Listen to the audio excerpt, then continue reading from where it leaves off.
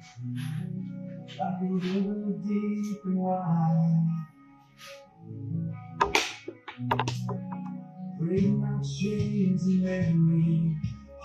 God's morning mga kapatid. Isang mapagpalang umaga po sa ating lahat. At muli ngayon, tayo dadako sa ating God's morning. At sa araw pong ito, tayo po ay muli ay tutunghay sa salita ng Panginoon Diyos.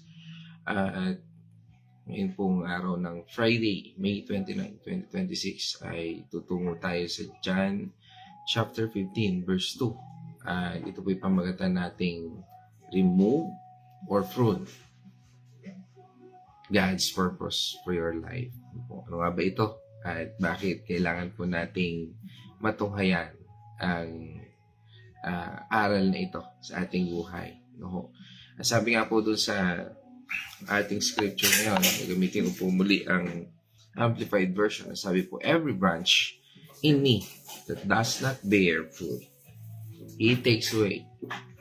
And every branch that continues to bear fruit, He repeatedly prunes, so that it will bear more fruit, even richer and fine fruit.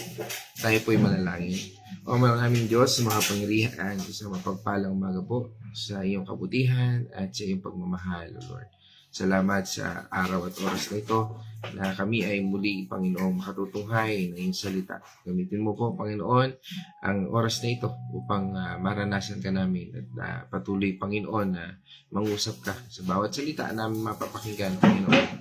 At patuloy, Panginoon, na magbigay ito sa amin ng pagbabago ng naayon sa iyong kalooban. Again, O Lord, speak to my vocal cords, none of me and all of you. This is our prayer in the name of our Lord Jesus Christ.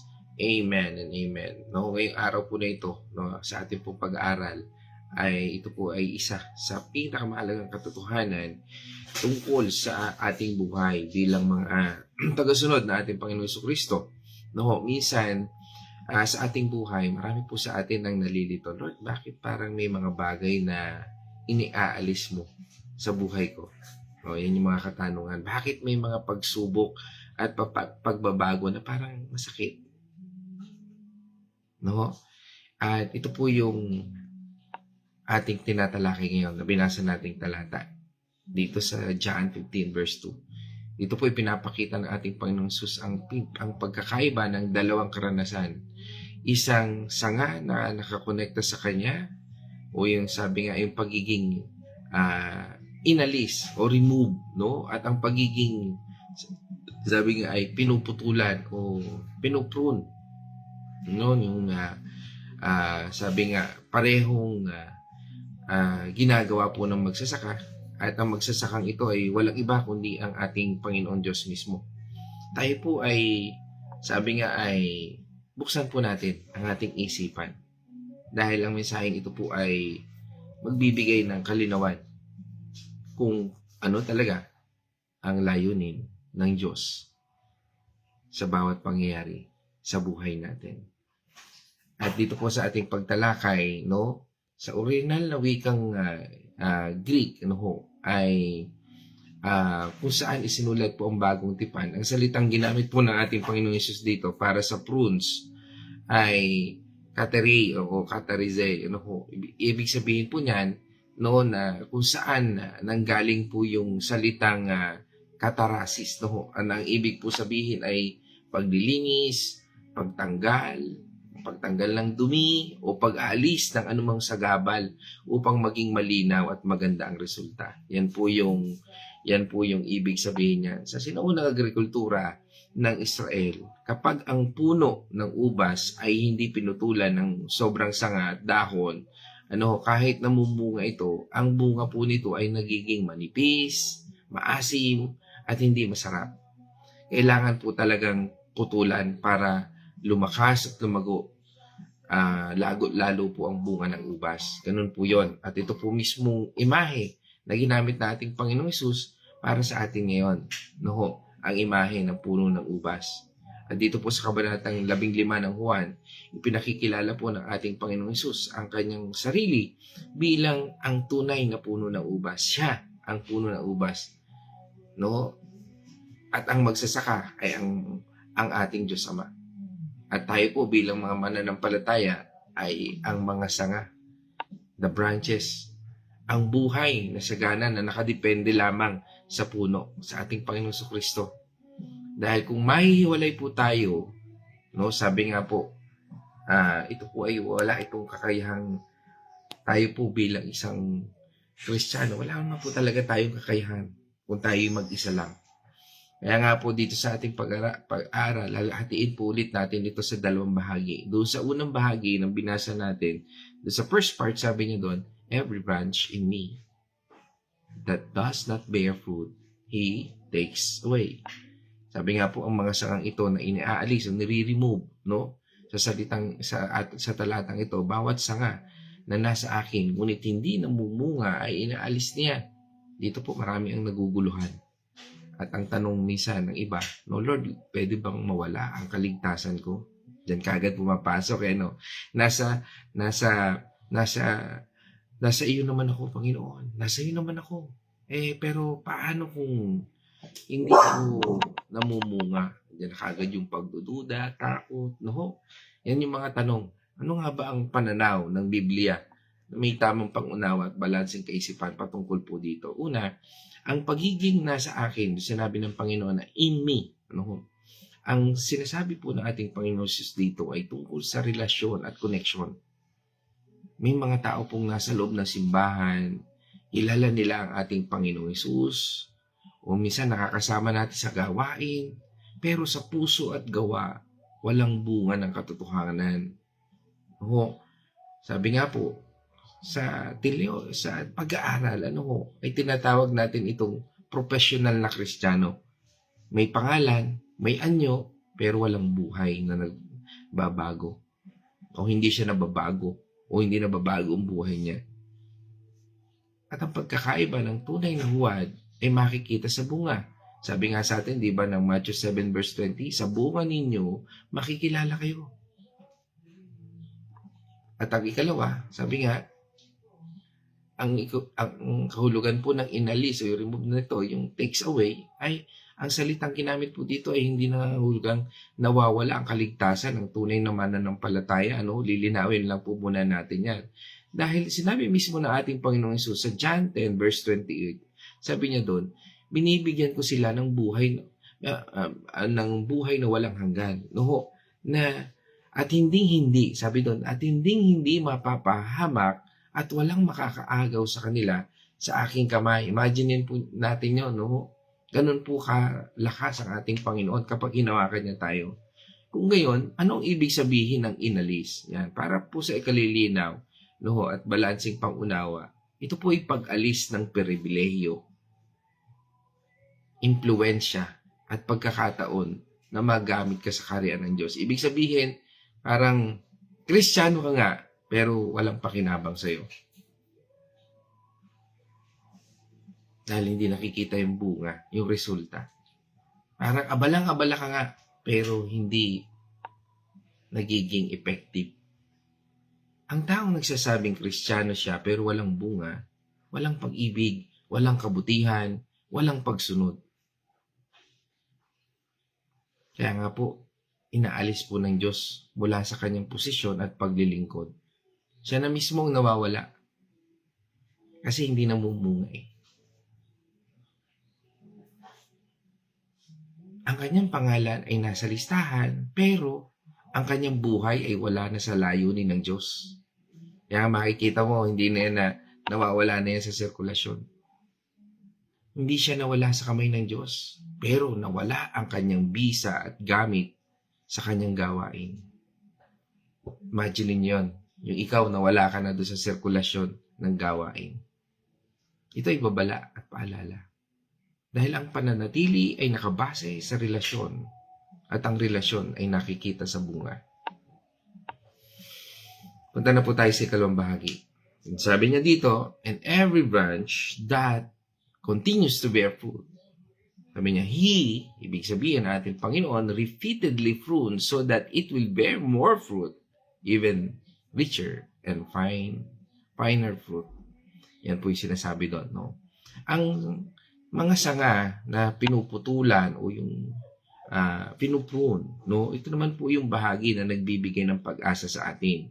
Sabi nga po ng talata, at ang bawat sanga na namumunga ay inililinis at pinuputulan niya upang lalo pang dumami at gumanda ang bunga. Ganun po yung mga taong, sabi nga, mga Kristiyano na patuloy na ginagamit yung gift ng Panginoon, no? Ayon para sa kaluwalhatian ng Diyos. Kung ang pag-aalis ay para sa mga walang bunga, ang paglilinis naman o yung pagpuputol naman ay ekspresyon ng pag-ibig ng Diyos sa mga bunga, sa mga nagbubunga na. O sabihin natin, may mga bunga na. No? Dito natin makikita ang pag-aaral, sabi nga, theology ng paghubog at pagbabago o paglago sa buhay natin. Kung paano tayo hinuhubog, kung paano tayo, o sinasabi na natin, transformation. Ibig sabihin, may pagbabago sa buhay natin. No? Bakit kailangan pong putulan o linisin? Okay, tingnan po natin. Ang puno ng ubas, kahit namumunga na ng marami pa rin po diyang tumutubong mga sanga na hindi nagbubunga. Ano ho? Mga sangang kumakain ng sustansya, kumukuha ng lakas, at nagiging sagabal sa liwanag ng araw. Kung hindi ito puputulan, ang lakas ng puno ay mapupunta lang sa mga sangang walang silbi at ang bunga ay mananatiling karaniwan lang sa buhay po natin. Ano ang mga ito? Ito po mga ugali, kasalanan, maling gawi, mga alalahanin sa mundo. At ang mga bagay na kumukuha ng ating oras, lakas at atensyon. Mga bagay na hindi naman nakapagpapaluwalhati sa Diyos. O sabihin na natin, kahit Kristiyano ka na, kahit namumunga ka na, may mga bagay pa rin sa buhay natin na kailangang tanggalin para mas maging malalim at masagana ang ating paglago. Paano nga ba ito? O paano ginagawa ang pagputol o paglilinis na ito? Okay. Sinasabi po sa ating talatang binasa, no, ito ay ginagawa ng ating Panginoon ng paulit-ulit. Imagine ninyo, kaya pala nangyayari, paulit-ulit, repeatedly. Hindi ito minsanan lang. Habang lumalago ka, lalo ka rin nililinis ng ating Panginoon Diyos. Paano ito nangyayari sa atin? Okay, tingnan po natin. No? Una, sa pamamagitan po ng kanyang salita. Sabi po sa atin ng John 15 verse 3, kayo'y malinis na dahil sa salitang sinabi ko sa inyo. Ang salita po ng Diyos, ang kutsilyo na naghihiwalay ng tama sa mali. Kaya nga po yung buhay natin, kung iaayon natin sa salita ng ating Panginoon Diyos, makikita po natin ang tama at mali. Makikita natin kung nakaugnay ba yung ating buhay doon sa kung ano sinasabi ng Biblia o taliwas. Kapag ito ay nagkakaroon ng contradiction, ibig sabihin po niya, nangungusap sa iyo ang Panginoon, tanong na nga lang dyan, dahil meron tayong free will, patitigasin mo ba yung puso mo o susunod ka? Paano pa? Paano ba tayo hinuhubog ng Diyos? Sa pamamagitan ng pagsubok at pagtutuwid. Minsan masakit. Parang tinatabas ka na puno. No? Di ba? Yung pagtutuwid ng Panginoon Diyos, parang ang sakit naman nun. Sakit naman nung pagkukorek na yun. Pero tandaan po natin, ang pagtutuwid ng Diyos ay patunay na anakan niya. Sabi nga po sa Hebrews chapter 12 verse 6, no? Dahil dinidisiplina ng Panginoon ang kanyang iniibig. Doon pa lang, ano? At pinaparusahan ang bawat anak, imagine niyo yan, na kanyang tinatanggap. Tayo po itinanggap ng Panginoon Diyos. Kaya kung dumadanas tayo doon, maganda pala yun. Yes. Ang pagputol ng Diyos ay hindi para sirain tayo, kundi para alisin ang anumang makahadlang sa bawat isa sa atin upang mas marami pa at mas magana ang ibubungang ibibigay ng Diyos sa atin at ibabalik sa mga taong nasa paligid natin.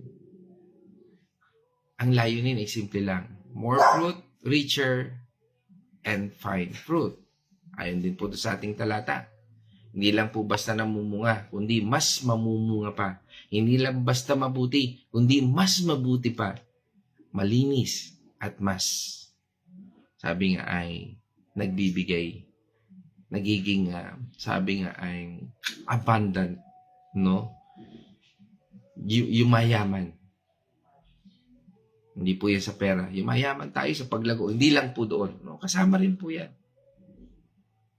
Tandaan, dito po sa ating tinutukoy na ito, may tatlong bahagi. Una, bunga na sabi nga, na nagpapabago, nagkakaroon ng transformation. Ano po yan? Yung pag-iwas sa kasalanan. Kapag yung bungang yan ay na binabago na tayo, yung dating gumagawa ka ng kasalanan, ngayon umiiwas ka na sa kasalanan, yan po yung unang bahagi ng pagbabago. Ay ikalawa, yung masaganang bunga ng paglago. Ito po yung paglalaan na ngayon ng ating sarili. Inilalaan na ngayon natin yung sarili. At ang ikatlo, ito yung pinakamagandang bunga. Ito ang mismong katangian ni Kristo na nahuhubog sa atin. Ibig sabihin, nakikita po sa atin yung bunga ng Espiritu. Ano po yun? Pag-ibig, kagalakan, kapayapaan, yan. Patience, ang mahabang pagtitiis, kabutihan, kabanalan, at nakikita po sa atin yung kaamuan.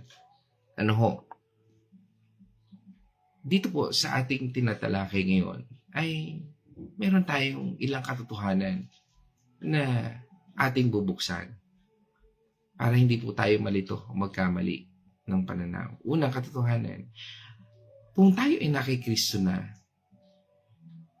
hindi po garantiya na walang hanggang posisyon kung walang bunga. Lagi po natin tatandaan yan. Hindi tayo permanente dyan. Dahil namumunga ba tayo? Dahil ang tunay na koneksyon ay laging nagbubunga. Kung walang bunga, kailangan nating suriin ang ating mga sarili. Nasa puno pa ba talaga tayo? O sabihin na, tanongin natin sa sarili natin, nasa puno pa ba talaga ako? O nasa labas na lang na nakakapit? Yung para bang nandun ka na lang sa church para umattend. Wala kang, hindi mo nakikita anong function mo.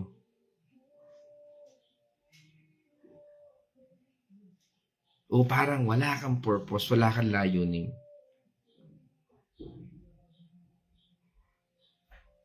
Ikalawang katotohanan, sabi nga natin, pagdaan natin sa pagsubok, pagtutuwid, o mga pagbabago ay hindi senyalis na galit o iniiwan tayo ng Diyos. Kabaliktaran po ito. Ito po ay malinaw na senyales na tayo, ikaw, ay mahalaga sa Kanya. Ang sangang inaalis ay walang bunga. Ang sangang pinuputol ay ang mga namumunga at ang gusto pang sabi nga, palaguin ng Diyos. Ikatlong katotohanan dito, ang Diyos po ay magsasaka. Matalino. Hindi po siya po ay mapagmahal. Walang tinatanggal na mahalaga ang Diyos. Ibig sabihin, pag tinanggal yan ng Panginoon Diyos sa buhay mo, hindi po talaga na kailangan yan. At wala pong pinapanatili na nakakasama ang Diyos sa buhay natin. Kaya nga minsan masakit yun paghiwalay. Pero minsan kailangan po nating tanggapin. Dahil hindi po iaalaw ng Panginoon Diyos yan kung yan ay magiging healthy sa atin. Kahit masakit.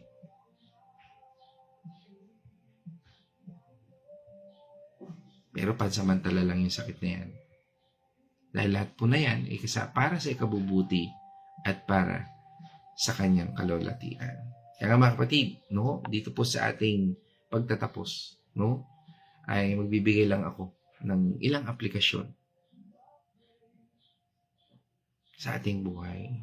Habang tayo po ngayon nakikinig, tanong natin sa ating sarili, ako ba ay sangang namumunga o sangang parang nasa puno lang pero walang bunga? Ulitin ko po, ako ba ay sangang namumunga o sangang parang nasa puno lang pero walang bunga? Kung ikaw ay nakarating sa bahaging ito, at napakinggan mo ito, yung buong ating konteksto, no? Pwede mo sabihin sa comment, ako po ay namumunga. At kung ikaw naman yung taong walang bunga, nawa wala po sana mag-comment niyan. Pero pwede mo rin i-comment. Dahil naniniwala po ako na kaya mo nilagay yun dahil gusto mong baguhin ang buhay mo sa oras na ito. At kung ikaw ay magko-comment nang wala kang bunga, nawa ay baguhin ka ng Panginoon Diyos. At sa mensaheng ito ay maging eye-opener sa buhay natin at sa puso natin na tayo ay kailangang magtalaga sa Panginoon. Dahil kung wala kang nakikitang pagbabago, walang pag-ibig sa kapwa, walang pagnanais sa salita ng Diyos, o tamad kang mag-aral ng salita ng Panginoon Diyos, tamad kang umattend ng Bible study, magpakatotoo ka. Baka panahon na para ibigay mong lubusan ang buhay mo sa ating Panginoong Hesus. Ikalawa, may mga bagay ba tayong pinagdadaanan? O sabihin natin, sa buhay natin ito, tanungin natin yung sarili natin, may mga bagay ba akong pinagdaraanan ngayon na parang tinatanggal ng Diyos sa buhay ko? Yan.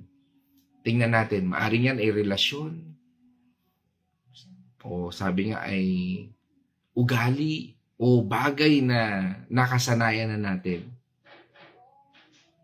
Again, huwag po tayong magreklamo. Ito po ay pruning. Ito ay paglilinis. Minsan pinuputulan tayo ng Diyos dahil nakikita niya na kaya nating higatan pa ang nakasanayan natin. Gusto niyang mas maging mabunga tayo. Ikatlo, ano ang bunga na inaasahan ng Diyos sa atin? Hindi lang po ito tungkol sa paglilingkod o pangangaral. Ang pinakamahalagang bunga ay ang pag-ibig at ang pagkakaroon ng pusong katulad ni Kristo. Mga kapatid, diyan po ako magtatapos. Nawa tayo po ay napagpala ng salitang ito. At nawa tayo po ay patuloy na baguhin ang ating Panginoon Diyos sa patuloy po natin na paglago ng magkakasama bilang mga lingkod ng ating Panginoon. At sa yugtong ito, nais ko namang tunguhan ang ating mga kapatid online. Yan, ang daming nag-comment ha. Okay, ako po ay namumunga. Yan, mamaya tungayan po natin yung mga yan. Ngayon, tunguhan po muna natin ang ating mga kapatid online at batiin natin sila ng isa-isa. Yan, dito po ay nakikita ko sa comment section ko ang ating kapatid mula po sa Barangay Concepcion, yan, Carmelite Road, Siyempre, yan, amin pong inaanak, yan, si Tyron at si Janessa Azucena. Siyempre, pagbati na rin natin dyan sa ating mga kumare at kumpari dyan, mga kaibigan natin. Yan, si Brother Arthur and Sister Carmeline, Tanyo, Azucena family, at siyempre sa kanilang anak na si Pao at Jolene, isang mapagpalang umaga po dyan sa ating lahat at sa buong pamilya, pagbati natin dyan. At syempre, bagamat hindi pa rin natin kasama ang aking partner, aking wife, kasama rin naman natin siya sa online. Yan. Benny Mandigma Mercado. Yan. At sinundan po yan ng isa pang Weni, mula naman sa Villa Escudero. Yan. Kasama po natin si Nay Winnie Patwal. Yan. At pagbati natin kay Ate Lisel, Dalangin, at sa inyong buong pamilya dyan sa Villa Escudero. At tungo naman tayo sa Bulacan Chao. Kasama po natin ang Kuya Chris Artiliaga. Ayan, pagbati natin dyan. At pagbatiin na rin po natin si Nay Marta, Nay Gori, Nay Lina, si Yasel, at si Inigo. Isang mapagpalang umaga po sa inyo dyan sa Bulacan, Chaong. Yan, At yan, tungo naman po tayo sa ating kapatid from Barangay Santo Niño. Yan, tayo po ay tutungo naman sa ating kapatid dyan kay Sister Josephine, kay Nay Josephine Maranan. Isang mapagpalang umaga po sa Barangay Santo Niño. Yan. At yan, tungo rin tayo sa ating kapatid naman sa barangay sa Dolores, Quezon. Yan, kasama po natin si Nay Remy Alinea. Yan, kasama rin po namin yan kagabi sa Bible study. At ngayon kasama pa rin, talagang napakasipag. No? Yan po yung mga namumunga. Yan, purihin ng Diyos, Nay Remy Alinea. Yan, isang shout out dyan sa inyong church din at sa inyong buong pamilya. Yan, at isang mapagpalang umaga rin po sa ating kapatid na mula po sa Liliw. Yan, si Nay Edna Arosena, isang mapagpalang umaga po dyan sa inyo at sa inyong buong pamilya. Yan, at yan, nabanggit ko na rin kanina si Nay Marta. Yan, yan, at sama rin po natin ating kapatid from Makati. Sama po natin si Sister Babes Rianzares, no? At pagbati rin natin sa inyong buong pamilya, ganun din dyan sa pamilya nyo sa Bulacan, no? Diyan kila Ape, no? Yan, at sa inyong lahat dyan, no? At kasama rin natin from Tarlac, no? Ang asawa ng aking partner na si Architect Arnel, no? Pagaling Architect, Arky, no? At yan, kasama po natin si Ate Tina Capadosa, no? Yan, isang mapagpalang umaga po sa inyong lahat dyan sa Kapas, Tarlac. Yan. At pagbati rin po natin, no? Yan ay kasama rin natin from United States, no? Yan, kasama po natin from Washington, Seattle. Kasama po natin ang Dow family. Yan, sa pamumuno ni Nars Abi. Yan, kumusta na kaya si Mama? No? Yan, at sa mapagpalang umaga sa ating lahat. Yan, nabanggit ko na rin yan kanina si Kumaring Carmelie, no? Yan, at sino pa? Yan. At kasama rin po natin from Barangay Santo Angel. Yan, si Sister Manilyn Mendoza. God's morning po. Yan, sa inyo at sa inyong buong pamilya. Yan, at sino pa ba? Yan, kasama rin po natin from Pampanga, si Honey Dipo. Yan, isang mapagpalang umaga sa iyo dyan. Yan, kay Ate Cindy. Yan, at kasama rin po natin ang aking magandang nanay, pero nandyan lang yan sa loob ng kwarto. Kasama po natin dito yan. Yan, yan. Yan, kasama natin si aking nanay, Corazon Getgano Mercado. Yan, isang mapagpalang umaga sa iyo, ma. At sabi nga ni aking wife, no, ako po ay namumunga. Yan, salamat. Praise God, no? Siya daw po ay namumunga. At yan, sabi rin ni Nay Winnie Patukal, ako po ay namumunga sa pangalan ni Jesus. Yan. Sabi ni Nay Remy, ako po ay namumunga. Yan. Ako po ay, sabi ni Sister Manilyn, ako po ay namumunga, pero gusto ko pa rin pong patuloy na baguhin ni Lord ang buhay ko, ang sarili ko. Amen. O, yun po yung sign na tayo po ay namumunga. Yung nagpapabago tayo sa Panginoon. Sabi nga dito ng aking asawa, ang haba nito, no, sandali, nawa ay hindi maputol. No. Naintindihan ko po ang tunay na pananampalataya ay dapat may bunga ng kabutihan at pagbabago. Sabi niya doon, at mga pagsubok at hirap na dinadanas ko ay hindi parusa, kundi paraan ng Diyos upang linisin at sandali lang po ha. Linisin at tubugin ako. Inaalis niya ang mga bagay na humahadlang upang mas lalo akong lumago at magkaroon ng mas marami at magandang bunga sa Kanya. Amen. Yan. At kasama rin po natin from Dolores, si Tatay Victor Dalangin, at pagbati natin sa inyong buong pamilya, kasama si Nay TC Dalangin. Yan, happy birthday, sabi po ni Nay Winnie kay Nanay TC Dalangin. Sa mapagpalang umaga po sa inyo, Nanay TC. Yan. Okay, so purihin ang ating Panginoon Diyos. At sa puntong ito, salamat po sa mga nag-comment, at nawa tayong ay patuloy na mamunga, yan, at purihin ang Diyos sa buhay ng bawat isa sa atin. At ngayon tayo po ay magtatapos, tayo po ay manalangin, tayo po ay manalangin. O manaming Diyos na makapangyarihan, nagpapasalamat po kami na sa yugtong ito, muli binuksan mo ang iyong salita upang kami ay linisin, baguhin, at patuloy na hubugin ayon sa iyong kabutihan at pagmamahal. At higit sa lahat sa iyong grasya. Kaya salamat po Panginoon dahil sa aming napakinggang salitang ito, naniniwala po kami dahil nasa pamamagitan ng banal na Espiritu, nangusap ka upang ibahagi ang salitang ito, upang kami ay mabago at itama ang aming kaisipan at ang aming buhay. Naniniwala po kami, Panginoon, na sa iyong patnubay at gabay, ikaw po ang tunay na magbabago sa buhay namin. Ikaw ang tunay na guro at ang siyang Espiritu na nananahan sa aming buhay. Kaya, Panginoon, kami po ay nagpupuri at nagpapasalamat sa iyong pangalan. At sa lahat ng may karamdaman, kami po'y naniniwala na pinagaling na sila. At sa lahat ng nag-aalala, O Lord, naniniwala po kami na walang pag-aalinlangan na ikaw ay magpuprovide sa bawat isa sa amin. Kaya Panginoon, sa iyo po ang papuri at pasalamat sa tanging pangalan ng Ama, ng Anak, at ng Banal na Espiritu. At ito ay aming dalangin sa pangalan ng aming Panginoon at tagapagligtas, ang aming Yeshua Masiya, Lord, our Lord Jesus Christ. Amen and amen. Mga kapatid, let us shout the shout of victory. Christ has died. Christ is risen. Christ will come again. And together, we are for Christ again. God's morning, everyone.